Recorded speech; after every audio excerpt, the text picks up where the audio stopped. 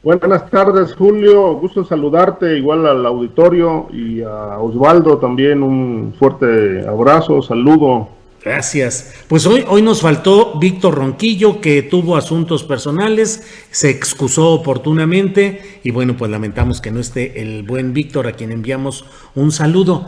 Pero pues entrando en materia, Osvaldo, nos fuimos el jueves pasado de nuestra mesa de especialistas, hablamos de todo el tema y al siguiente día el escándalo con el atentado contra Omar García Harfuch. A la distancia, virtualmente a una semana de aquellos acontecimientos, ¿qué lectura, qué preocupaciones, qué moraleja tenemos de todo esto que ha sucedido, Osvaldo Zavala?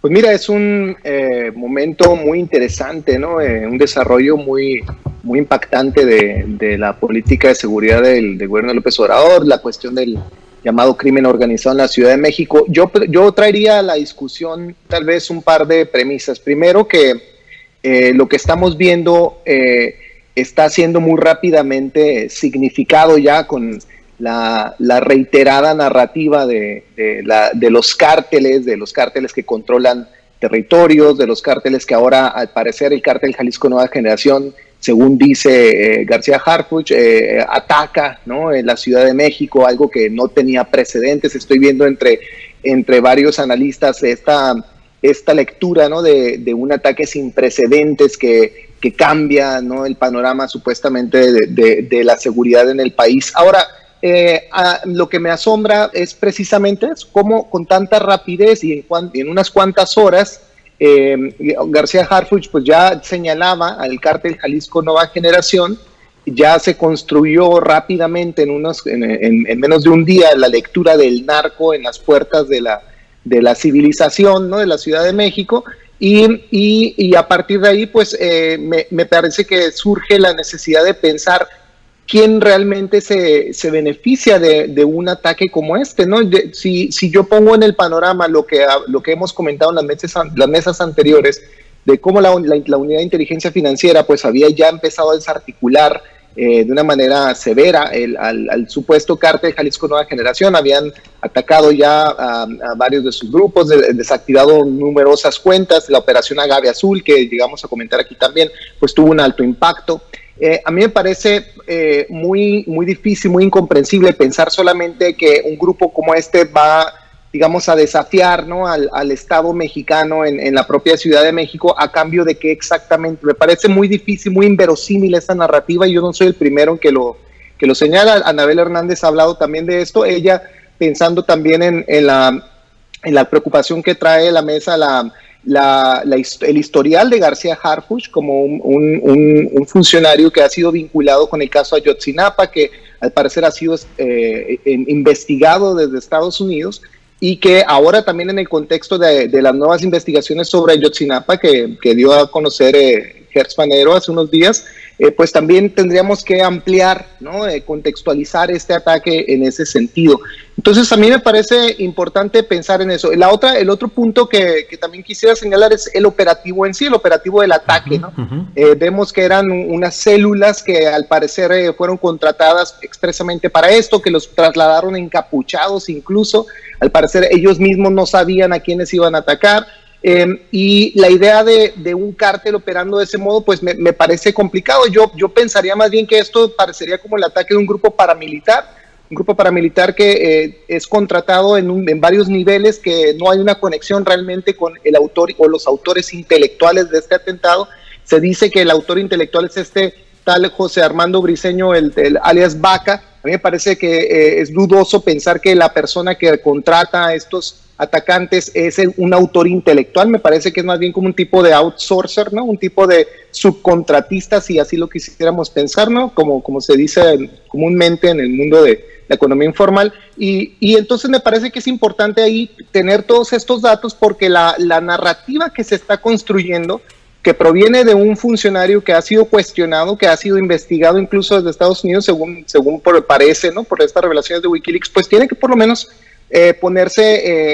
tomarse con pinzas y verse con cierta distancia. Entonces, sin embargo, lo que hemos visto es que se construyó rápidamente esta narrativa. Ya todo mundo habla del cártel Jalisco Nueva Generación como la nueva potencia nacional, Edgardo Buscaglia era de un crimen, de un cártel dinámico que está por todas partes. Eduardo Guerrero hablaba de eso hace un momento en una entrevista que vi, de cómo el cártel Jalisco tiene presencia en todo el país, en los 32 estados, y a mí siempre me asombra cómo los analistas primero asumen esto como algo real, y qué realmente significa tener presencia en 32 estados del país. O sea, estaremos hablando de una supraorganización que pues tendría que tener una capacidad operativa tan extraordinaria que pues resulta inverosímil de aceptar. Entonces, bueno, esos son mis puntos de entrada, ¿no? Cuestionaría la verosimilitud de este relato, y sobre todo me asombra la rapidez con la que todo el mundo está aceptando este relato, ¿no? Y si lo vemos con la distancia del caso Ayotzinapa, pues ahora sabemos que esto de la llamada verdad histórica, pues no fue sino algo fraguado por el propio Estado mexicano, ¿no? Tomás Herón está huyendo de la justicia ahora mismo, y tenemos ahora ya muy claro, por menos, que todo esto que se manejó desde el gobierno federal en esos años fue totalmente falso, una invención, y creo que tenemos el derecho y la necesidad como ciudadanos de suspender nuestra rapidez con la que creemos estos relatos y cuestionarlos. Sí, si quieres, Osvaldo, más adelante le entramos específicamente a este tema de Ayotzinapa y las declaraciones del fiscal Gertz Manero. Ricardo Ravelo, la verdad es que pues hay voces, ahora mismo las estoy leyendo muy rápidamente aquí en el chat de YouTube, en las cuales unas personas dicen así fueron las cosas y no le busquen y no estén especulando, y otras personas que dicen pues a mí también me llamó la atención la rapidez de la detención inmediata de 16 o 19 presuntos involucrados, y no sé, la falta de profesionalismo de un cártel que, al menos los testimonios, pienso en lo sucedido en otros lugares. No sé si en San Sebastián del Oeste fue donde tumbaron un helicóptero, donde mataron a un grupo de policías. En fin, ha habido otros operativos del cártel Jalisco Nueva Generación muy contundentes, que me parece que no tienen mucho que ver con lo que sucedió en una plaza que requería la máxima profesionalidad y aplicación, como era la Ciudad de México. Pero el ojo crítico y experto es el tuyo, Ricardo Ravelo. ¿Qué nos dices? Mira, Julio, más allá de algunas, digamos, tesis o hipótesis que, bueno, todavía están en el aire, yo creo que como periodistas tenemos que siempre atender los hechos. Con base en los hechos, los estrictos hechos, te diría, García Harfuch fue alertado semanas atrás por el gobierno federal de una amenaza y posible atentado en su contra por parte de la organización Jalisco Nueva Generación. Esto lo dijo el presidente justamente, si no mal recuerdo, el mismo día o un día después del atentado. Sí. Punto número 2. El cártel de Jalisco Nueva Generación es la segunda organización más poderosa de América Latina y es la única que está siendo combatida por el gobierno federal. Es decir, en el país hay 15 cárteles que están considerados organizaciones activas que están operando en el territorio nacional, con independencia de sus ramificaciones, pero la única que en este momento está sufriendo embates, algunos detenciones, incluso el aseguramiento de cuentas que ya mencionó Osvaldo por parte de la Unidad de Inteligencia Financiera, pues curiosamente es el cártel de Jalisco Nueva Generación. Cuando llegó García Harfuch a la titularidad de la Secretaría de Seguridad Pública Ciudadana de la Ciudad de México, uno de los primeros operativos que implementó fue en contra del cártel Unión Tepito. Información de inteligencia y del propio Fiscalía General de la República sostiene que entre este grupo de la Ciudad de México y el cártel de Jalisco hay una alianza, hay una sociedad. Ellos establecieron una sociedad para ampliar las operaciones, pues, de las distintas actividades delictivas que forman parte de su portafolio criminal, secuestros, obviamente el narcomenudeo, que es muy importante, la venta de droga a granel en la Ciudad de México es muy boyante. Hay que decir que la Ciudad de México es el mercado de consumo más grande, y obviamente es un mercado de consumo que a muchos cárteles importantes les interesa tener bajo control. De tal suerte que yo creo que, sin enumerar más razones, existen muchísimas, digamos, causas por las que se pudieron alentar este atentado en contra de García Harfuch. Ahora, yo no quiero entrar en digamos, en la defensa de García Harfuch, porque la verdad es que, bueno, es un personaje con claroscuros, con una historia plagada de claroscuros. Pero desde mi punto de vista, hay dos razones por las que pudieron haber atentado contra su vida. O está realmente afectando los intereses de la organización criminal en la Ciudad de México, o está aliado con algún cártel rival que le importa muchísimo y le afecta muchísimo al cártel de Jalisco. Ahora, lo que no se sabe bien a bien es si realmente esto fue una orden de Nemesio Ceguera el Mencho, porque también circula información muy importante en el sentido de que este hombre estaría verdaderamente en una etapa terminal por una enfermedad renal, y que esto ha traído como consecuencia una división interna en el grupo de esta organización delictiva, y han surgido por ahí 2 o 3 cabecillas que pues se aprestan a tomar el liderazgo del grupo, y que de uno de estos pudo haber surgido la orden de atentar contra García Harfuch. Lo cierto es que hay un escenario que indica que el cártel de Jalisco ha sufrido ciertas pérdidas a nivel nacional, a nivel de la Ciudad de México, y que posiblemente García Harfuch está beneficiando a otro grupo que le está estorbando a cártel de Jalisco, y que obviamente, bueno, el personaje que había que quitar de en medio, o que pretenden quitar de en medio, porque entiendo que lo volvieron a amenazar otra vez, sí, pues es el propio policía de la Ciudad de México, que se hizo cargo de combatir pues a los socios que están operando en la capital del país, con prácticamente más de 25 tipologías delictivas que les generan muchas ganancias. Entonces es un cártel que está siendo afectado financieramente, operativamente, y entonces tiene razones para actuar de esta manera. A mí me parece que no está totalmente, digamos, descabellado decir esto, que son los hechos. Ahí están las acciones oficiales, ahí está el atentado, ahí están los operativos que se han implementado en la ciudad y fuera de la ciudad.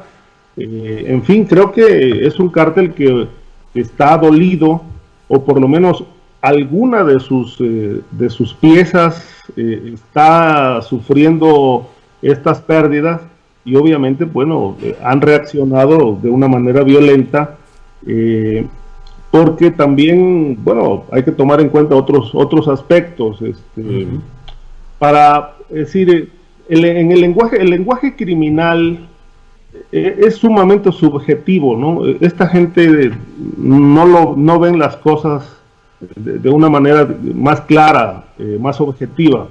Pero, por ejemplo, se ha cuestionado mucho, por ejemplo, el saludo del presidente a la mamá del Chapo, que el presidente ha dicho, bueno, fue un gesto de cortesía, fue una atención, incluso llegó a decir que, bueno, fue algo fortuito, ¿no? Yo creo que, bueno, en política no hay nada fortuito. Realmente la política es tan revuelta y tan confusa que a veces ni lo fortuito sorprende, ¿no? Pero digamos que todo indica que aquello fue preparado. El presidente lo saluda a la señora, e incluso le dice que está atendiendo su petición para que vaya a ver a su hijo a Estados Unidos. Entonces la lectura para el crimen organizado, obviamente, dentro de este lenguaje subjetivo, y reitero, subrayo y puntualizo, no indica una cortesía ni una tensión, indica que hay una línea de entendimiento entre Sinaloa y el gobierno.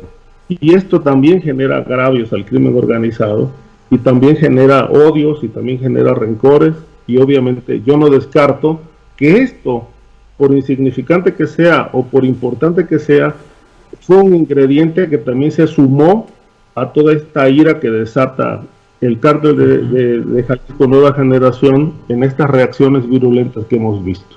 Ricardo Ravelo, muchas gracias. Osvaldo Zavala, entremos a lo que ya tocaste un poco en tu intervención anterior. El fiscal general de la República, Alejandro Gertz Manero, ha dado por finiquitada la verdad histórica que en su momento proclamó Jesús Murillo Caram. Ha anunciado de decenas, 40 y tantas órdenes de aprehensión contra personajes de gobiernos municipales y del estatal de Guerrero, y llama arquitecto de esa verdad histórica a Tomás Cerón de Lucio, quien era el director de la Agencia de Investigación Criminal.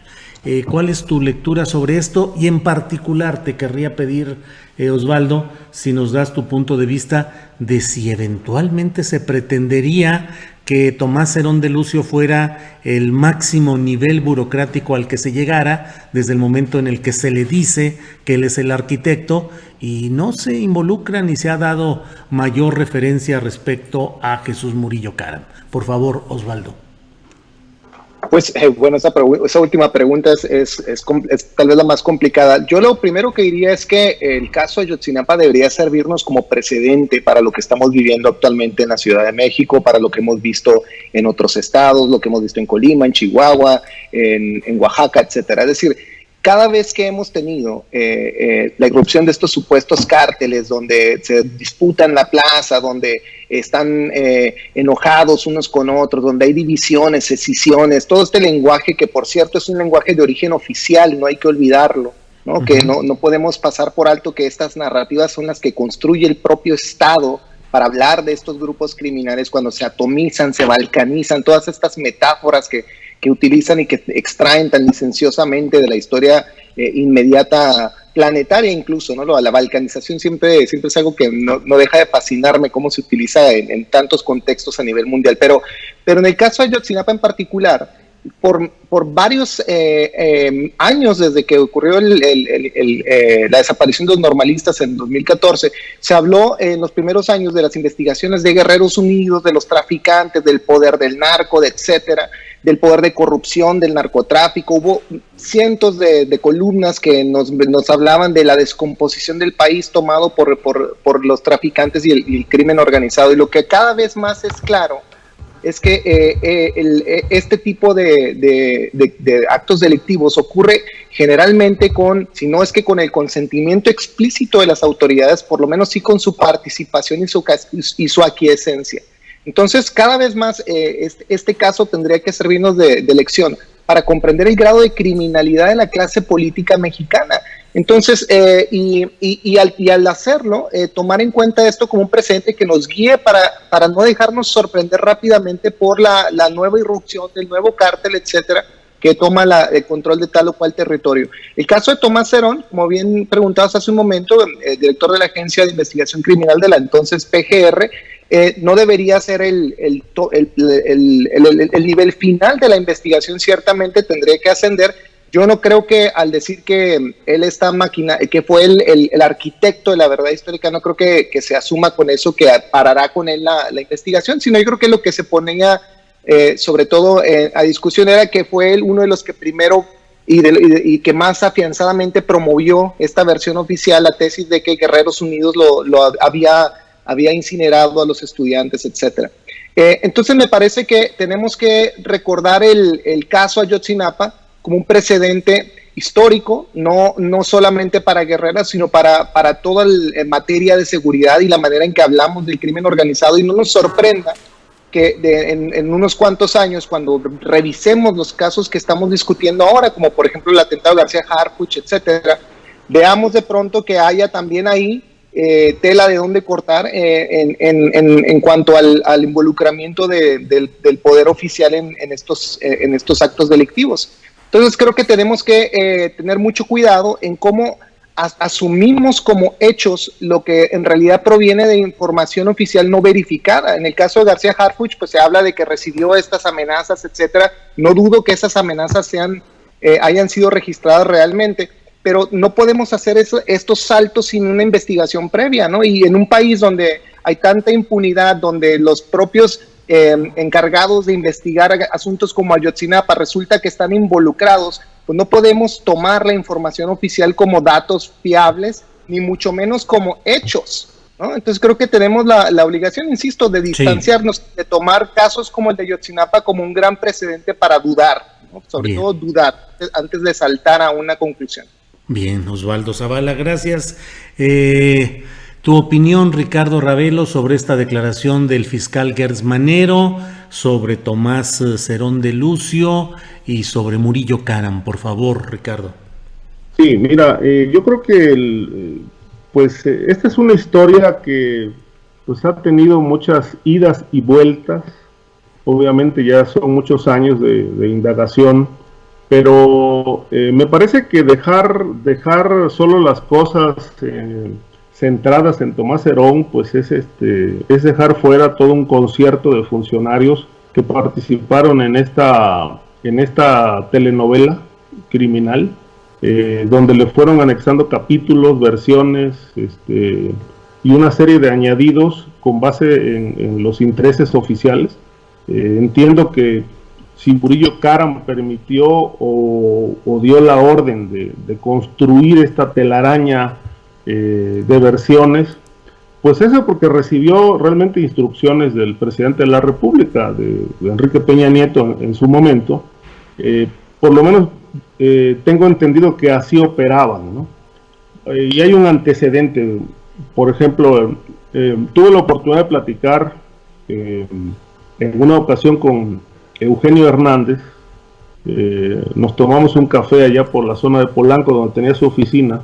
¿Cuando era gobernador o ya de Tamaulipas o después?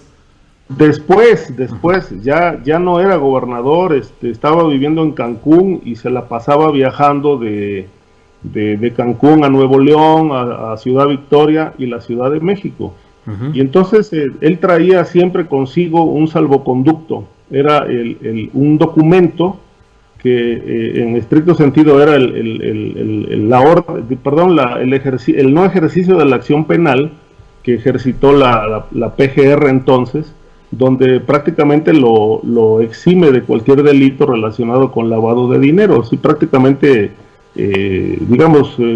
lo excusan, le limpian el expediente y borrón y cuenta nueva. No pasó nada con él, a pesar de que estaba señalado en distintas averiguaciones previas de que lavaba dinero para el cártel de los Zetas y el Golfo.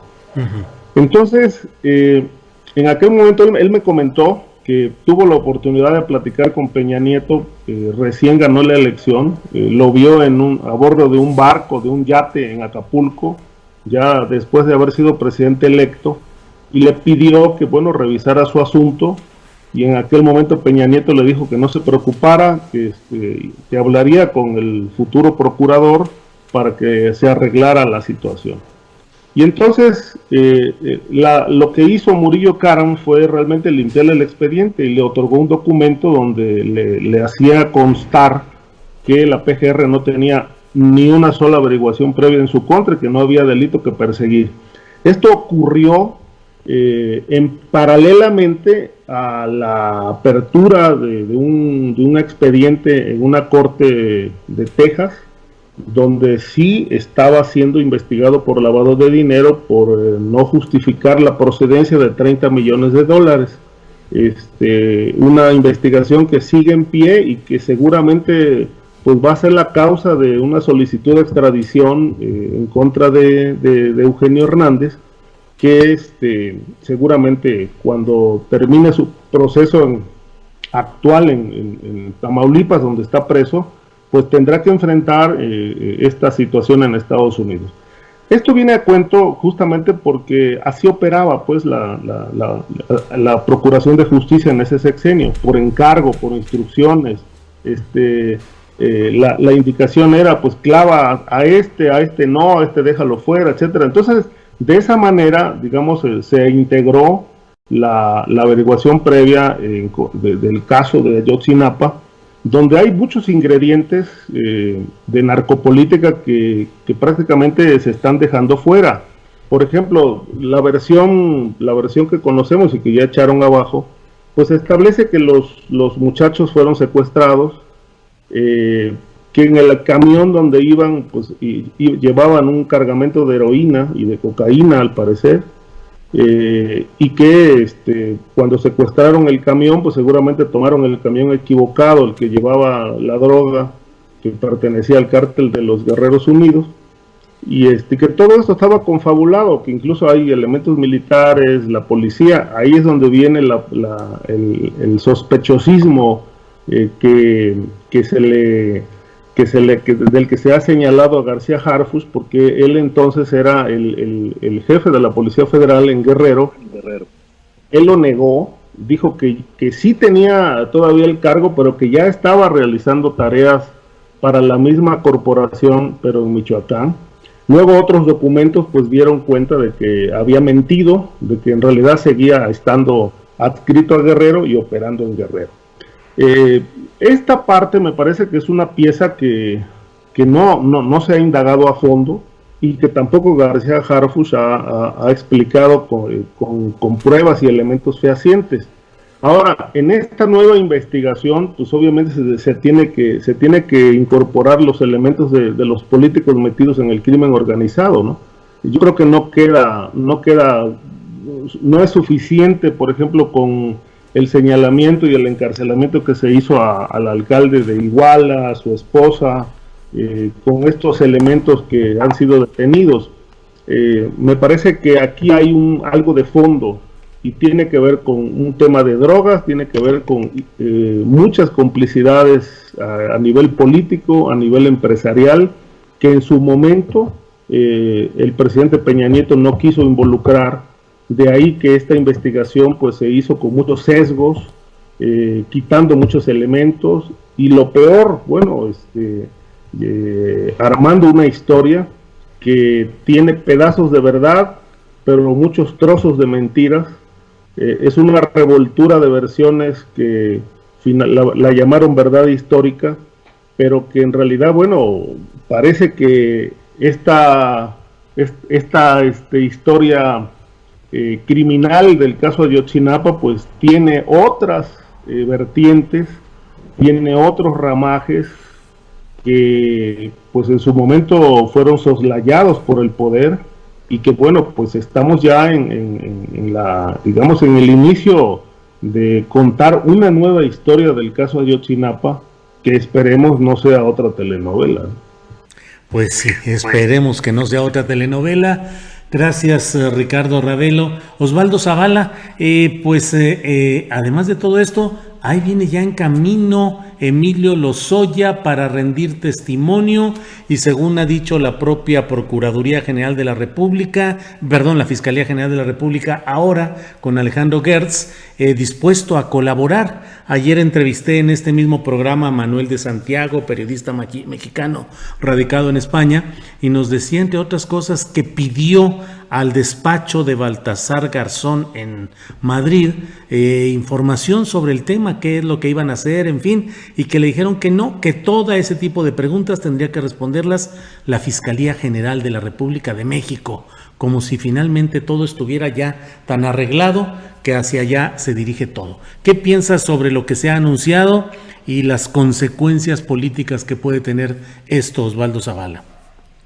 No, pues sin duda es un hito importante también yo creo que de estos meses ruidosos y tremendos que estamos viviendo de información, y creo que debemos dar crédito aquí otra vez al gobierno de López Obrador en estos dos ámbitos, creo, ¿no? O sea, por un lado, avanzar en Ayotzinapa, que me parece que es importantísimo, ¿no? De saldar esa cuenta, y creo que el caso de girar o de incorporar a Murillo Karam en la investigación no creo que no está lejos. Me parece que es algo que ocurrirá probablemente. También se habla de estos 7.8 millones de dólares que al parecer también fueron perdidos durante su su trabajo en la Procuraduría. Entonces me parece que es importante que reconozcamos, por un lado, los avances del gobierno de López Obrador en Ayotzinapa, y en el caso de Pemex y Lozoya, pues creo que también es importantísimo notar cómo la extradición de Lozoya va a abrir, pues, de una manera muy clara, ¿no?, todas estas dudas, estas preguntas sobre sobornos, sobre la circulación de dinero que hubo alrededor de Pemex y el caso Odebrecht en particular. Y me parece que tenemos mucho todavía por entender y por saber, ¿no? Y creo que esa es tal vez una de las lecciones, insisto, todo este vocabulario recibido que empleamos constantemente, porque hablamos de delincuencia organizada y tenemos todos los detalles sobre todos estos grupos, quién se cindió de cuál, pero de la verdadera delincuencia organizada a nivel cuello blanco sabemos poco en realidad. Y creo que esta va a ser una oportunidad espectacular para determinar realmente a dónde llegan los alcances del saqueo sistémico de Pemex y del caso Odebrecht. Ahora, hasta que no sepamos realmente el grado de colaboración de Lozoya, pues no tenemos realmente todavía mucho que decir. Me parece que es muy optimista, ¿no? Hasta ahora la reacción que ha tenido el gobierno federal, me parece que sabrán probablemente ya de antemano hacia dónde van esas investigaciones, pero creo que todavía nos falta mucho por saber. Entonces me parece que tengo un diagnóstico todavía aquí muy reservado, porque necesitamos entender realmente cuál es el acuerdo que Lozoya tiene ahora ya para declarar. Sí, muy bien, Osvaldo. Ricardo Ravelo, pues ahí están las declaraciones del fiscal Gertz, el camino que ya emprenderá este personaje Emilio Lozoya hacia México, y bueno, se empieza a hablar de que si esto impactará a Enrique Peña Nieto en lo personal, y otros dicen que no, que cuando mucho quedaría en Luis Videgaray, que ha sido alguien con quien ha tenido diferencias fuertes el propio Lozoya, y a quien culpa incluso de su caída del poder peñista. ¿Qué opinas sobre todo este tema, Ricardo Ravelo?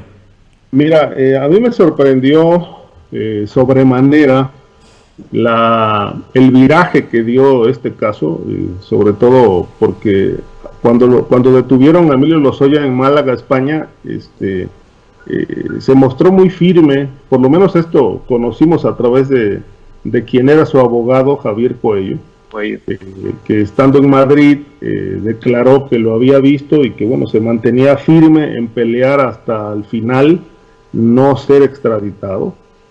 Y bueno, pues hasta dijo, bueno, me pidió que le buscara un despacho aquí en España para que atendiera su caso, etcétera, y yo voy a seguir con la defensa en México.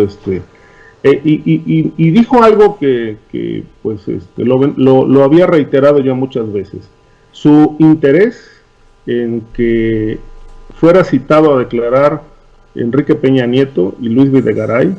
Se habló también en su momento de Pedro Joaquín Codwell como parte de este concierto de funcionarios que se coludieron para pues llevar a cabo varios negocios, saqueos, que perjudicaron las finanzas de Pemex, como fue el caso de la venta de la planta de agronitrogenados de Alonso Ancira, que bueno, sigue en España, y sí totalmente ha negado venir a México.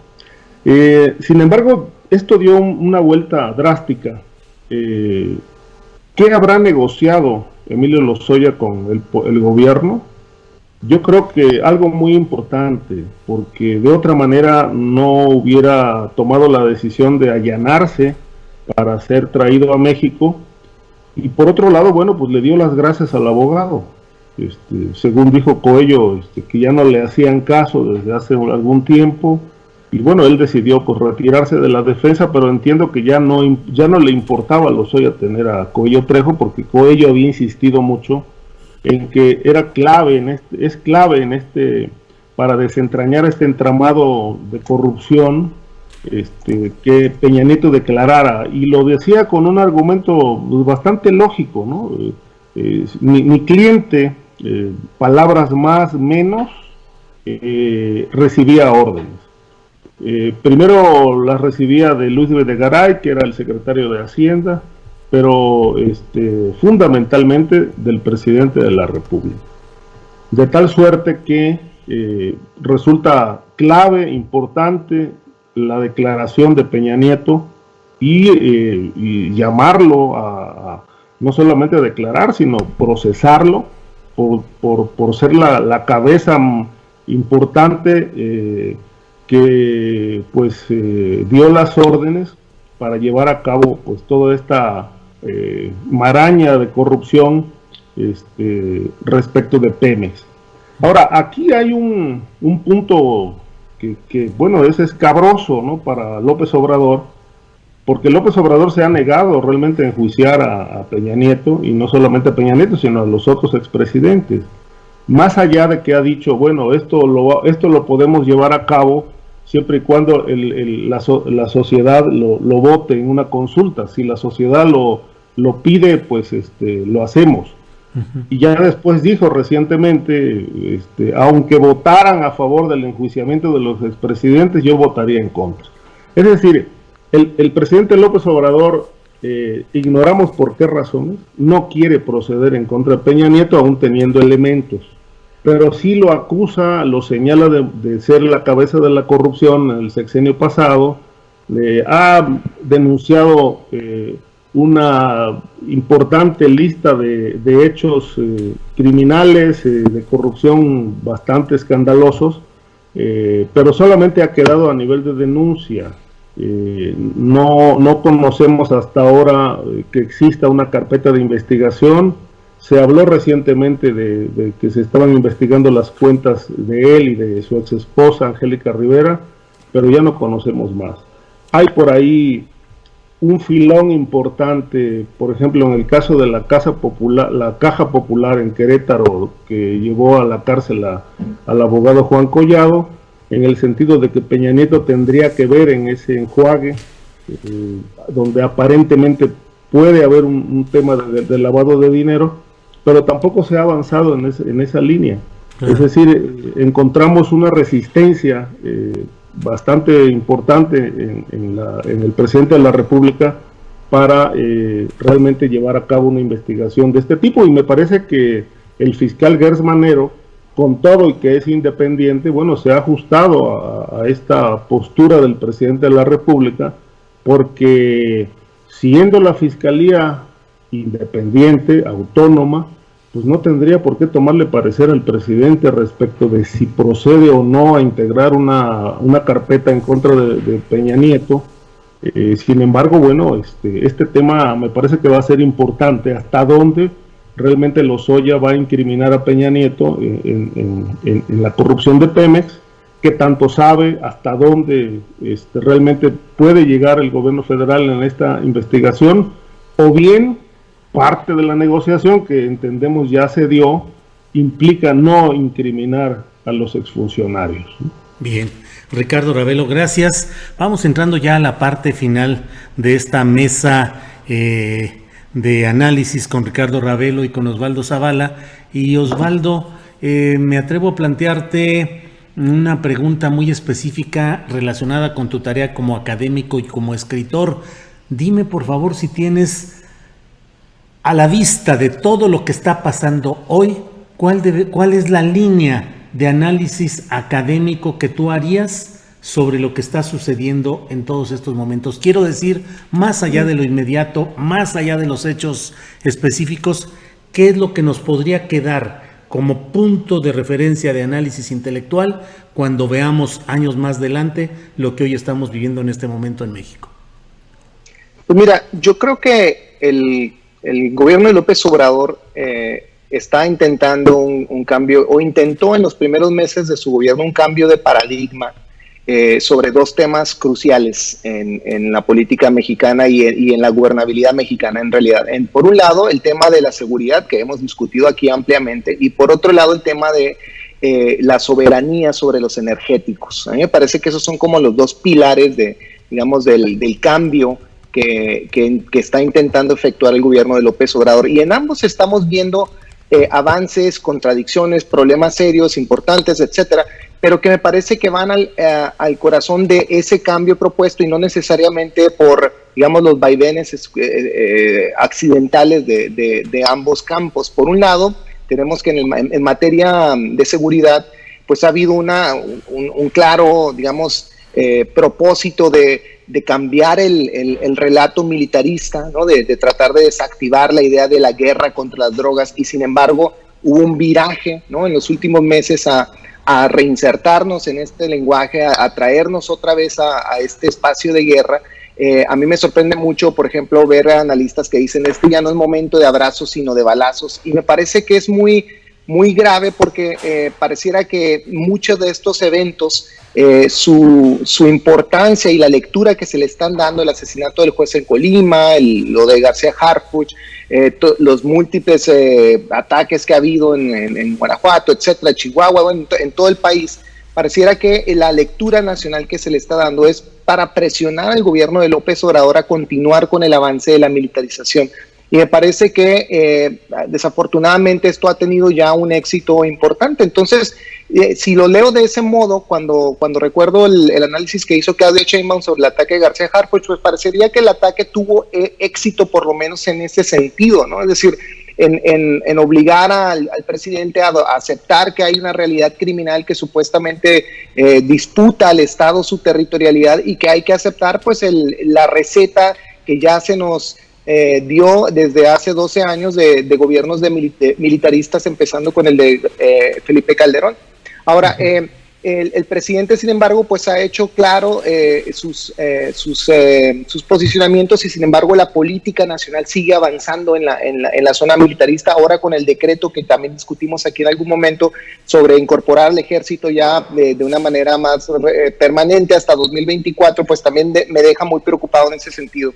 Ahora que revisamos el caso de Odebrecht y Lozoya, pues creo que también tendremos que conectarlo otra vez con el tema del saqueo de energéticos, con el tema del huachicoleo, pero de nuevo, no el huachicoleo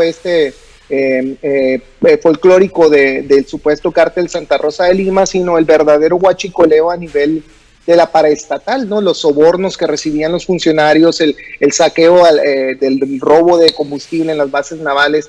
El propio Emilio Lozoya personalmente recibió más de 12.5 millones de dólares en contratos, ¿no? En pagos, ilegales. Y todos estos sobornos en un solo funcionario, pues nos habla de un problema sistémico de corrupción en el gobierno federal que pues continuó claramente entregando nuestros mejores recursos a empresas transnacionales y a conglomerados en todo el país. Entonces, me parece que en este punto, mientras se avanza en la investigación de alguien como Lozoya, mientras se ataca el robo de combustible en las bases navales, etcétera, pues el presidente López Obrador está abriendo de verdad un frente importante, ¿no? Sobre la pregunta más esencial que para mí está todavía pendiente, que es qué hacer con el saqueo de energéticos, con el saqueo del gas natural, de minería, de petróleo, que para mí es lo que realmente está en disputa en el país, no las rutas del trasiego de droga, no si un cártel lo cual está malherido, etcétera. Y creo que cuando comparamos estos datos, cuando avanzamos en la conversación de estos datos de casos como el de Lozoya, pues tenemos claramente como el verdadero reto del país. Entonces yo creo que a la distancia lo que está en juego es como un Estado como el mexicano, con un gobierno como el de López Obrador, está tratando por un lado de contener el avance de la militarización del poder militar en el país, y por otro lado el poder de los intereses especiales de las transnacionales que disfrutaron del saqueo del país por 12 años de rienda suelta, más de 12 años de rienda suelta de gobiernos neoliberales, y que ahora están tratando de frenarse de un modo u otro. Entonces creo que esa es, digamos, la distancia con la que yo pensaría el presente inmediato mexicano en los siguientes años. Osvaldo Zavala, muchas gracias. Y bueno, Ricardo Ravelo, ya para cerrar esta plática, leí en Twitter donde algún tuitero te decía, lo que está pasando en Guanajuato es parecido a lo que sucedió en Tamaulipas y en otros estados dominados por el narcotráfico. Vi la respuesta que tú les diste, pero me parecería interesante si nos compartieras la reflexión sobre este tema, Ricardo.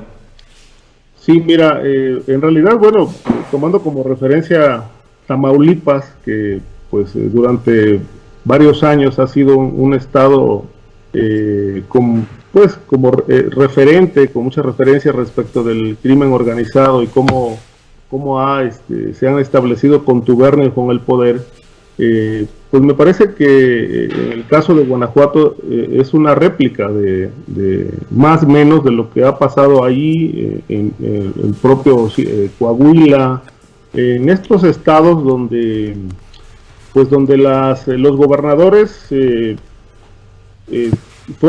terminaron en la cárcel, obviamente porque pues se metieron en temas de corrupción, de saqueo de dinero público, pero también en el narcotráfico.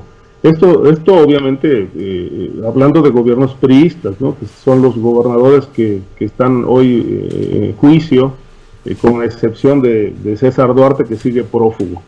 Pero en el caso de Guanajuato, sin duda que hay un componente muy parecido a lo que se vivió en Chihuahua, a lo que se vivió en Tamaulipas, Veracruz, Quintana Roo y Nayarit, con Roberto Sandoval, donde por ejemplo el crimen organizado pues se ha enquistado muy fuerte en ese territorio, y es muy difícil explicar el fenómeno Guanajuato sin el ingrediente de la corrupción institucional.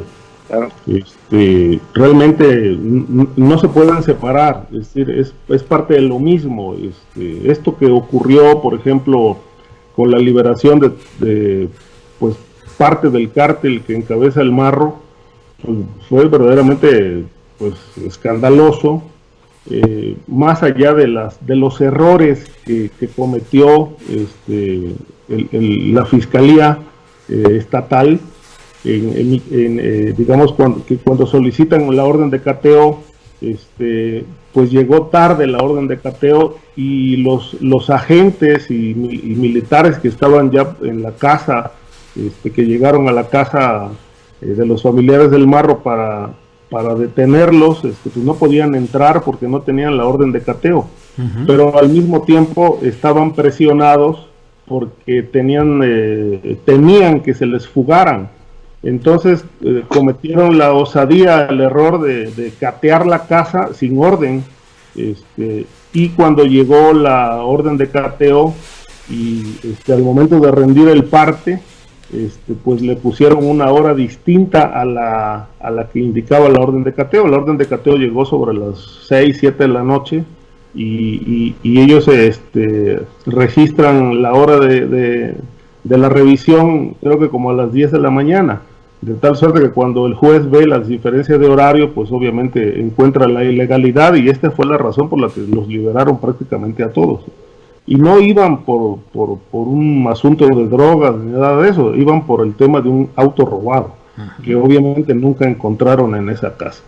Pero a lo que voy es que, independientemente de esto, la autoridad, los propios agentes pudieron haber enmendado toda esta situación. Y ahí es donde la gran pregunta: ¿por qué no lo hicieron? ¿Por qué no corrigieron sus propias fallas? Todo esto sin duda tiene que ver con corrupción. No todo tiene que ver con el hecho de que los jueces estén, digamos, emitiendo resoluciones a modo que favorecen al crimen organizado, sino que la corrupción empieza desde la integración de la carpeta, ¿no? Ahí es donde los abogados se ponen muy truchas, como se dice comúnmente, billetean a los agentes del Ministerio Público para que quiten algunos elementos que son claves. La carpeta la consignan floja, y cuando llegan ante el juez pues ya no hay elementos, y entonces a partir de ahí pues es muy fácil decretar un auto, el no ejercicio de la acción penal, o desechar el asunto, ¿no? Entonces toda esta habla de una diría yo, como dice también, retomando lo que dice Osvaldo, de una corrupción sistémica que empieza en la Fiscalía, que pasa por que no se perfecciona técnicamente, que no es revisada, que todo se tiene que hacer con muchas prisas, pero que no tienen la capacidad de enmendar errores, porque justamente en esta cauda de errores está la corrupción. Si los enmiendan, creo que los resultados serían otros. Pero como hay corrupción, hay dinero de por medio, que lubrica toda esta situación, pues bueno, no les importa consignar las carpetas con deficiencias. Claro. Ahora,